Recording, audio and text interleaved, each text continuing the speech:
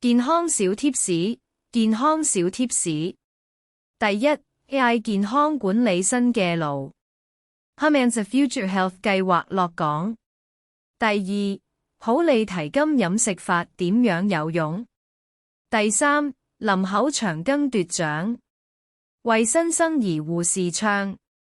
第四，爭取年輕工作者，企業是時候聘請。